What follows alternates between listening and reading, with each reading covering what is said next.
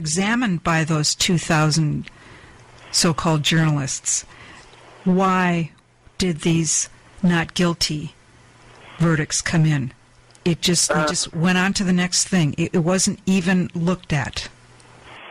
Yeah, that is true. And the reason for that is because the media was slightly humiliated by the verdict, because they had been making this concerted effort for the past 4 months or something. The trial was about 4 months long. They've been making this concerted effort to try to portray Jackson as guilty, twisting the testimony, picking out tiny sound bites which misrepresent the testimony.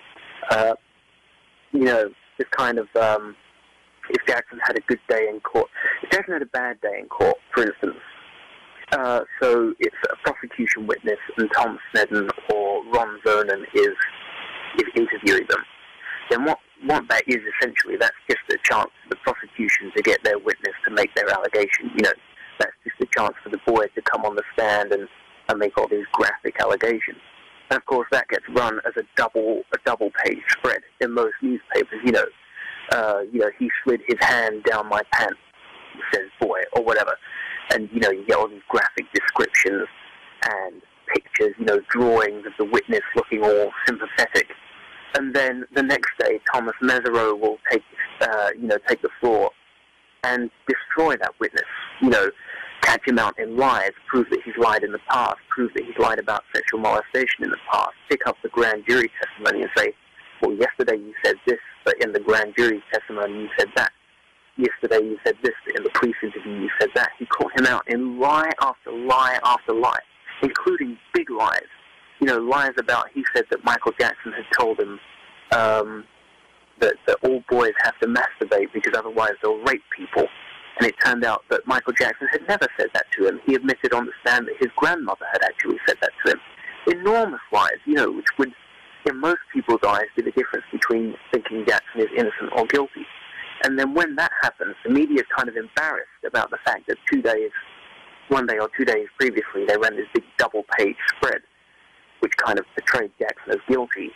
And now, actually, the defense team has completely destroyed that witness. And so what they do is, rather than saying, oops, we got it wrong, oops, yesterday's story was a big pile of rubbish, here's the fact, they just go, right, we'll stick that, 3 paragraphs on page 27 under a Specsavers advert, or whatever.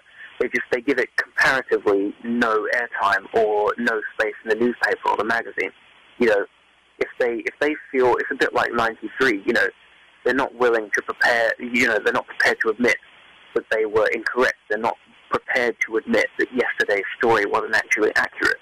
And so when those verdicts came in, the media was mortified because despite all their efforts, despite, systematically portraying Jackson as guilty, the verdict still came in as they should have done, and the media knew that that's what the verdict should have been all along.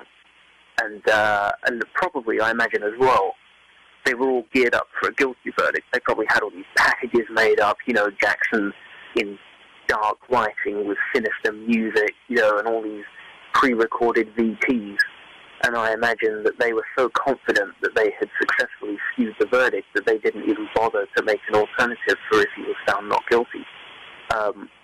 So I think it's a combination of the fact that they were humiliated by the verdict, and they probably felt, the media as a whole probably felt quite emasculated by the verdict because it undermined them because they've been so conservatively trying to portray him as guilty. And also I think they just weren't prepared for the verdict because they were so confident that they had been successful in skewing the verdict. How much do you know how much was spent on the prosecution total? Millions. I don't know the exact amount, but it was millions. Thomas Mesereau famously said repeatedly since the trial that team of prosecutors, that police force, spent more money and put more resources into trying to convict Michael Jackson than have ever been put into catching any serial killer. They spent atrocious amounts of money on the prosecution of Michael Jackson, right down to setting up hotlines so that supposed victims could call in. After the allegations broke in 2003, they set up these hotlines so you could call in and claim that you were molested by Michael Jackson. And they received thousands of calls, and every single one of them was found to have absolutely no validity whatsoever. In addition to these hotlines, they built a website with Michael Jackson's mugshot on it, almost like a prize, like chopping the head off of a lion after you've shot it, and sticking it on the wall. They took this mugshot and they kind of mocked him by setting up this special website with his mugshot on it. Like, look what we did to Michael Jackson. Then you have the DA Tom Snedden spending enormous amounts of money, just traveling to all different continents, looking for victims. This was the definition. This was the dictionary definition of a malicious prosecution. You have a prosecutor traveling around the world looking for victims of Michael Jackson. That's how obsessed he was. It's not, okay, somebody's come to us and they've made a legitimate allegation, so we're going to try it. It's, let's travel halfway around the world looking for someone, anyone, who's going to say something nasty about Michael Jackson. They spent, it was millions. I can't remember exactly how much, although I imagine it was very profitable overall for the community. You have, like you said earlier, 2,000 journalists, plus their cameramen, plus their drivers, plus their assistants, plus their makeup artists and their hairdressers and their, sound technicians.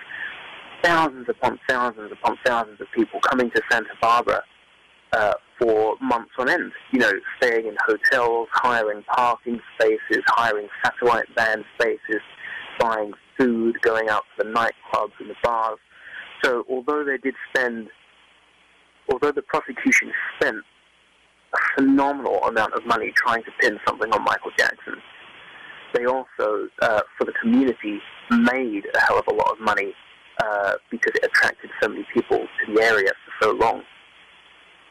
And Aphrodite Jones, when it came time for her to assemble all this material, she looked at all the court documents and she wrote a book, and the publishers would not publish a positive book about Michael Jackson, even though she had how many bestsellers? She had, by that point, I think, 7 New York Times top 10 bestsellers.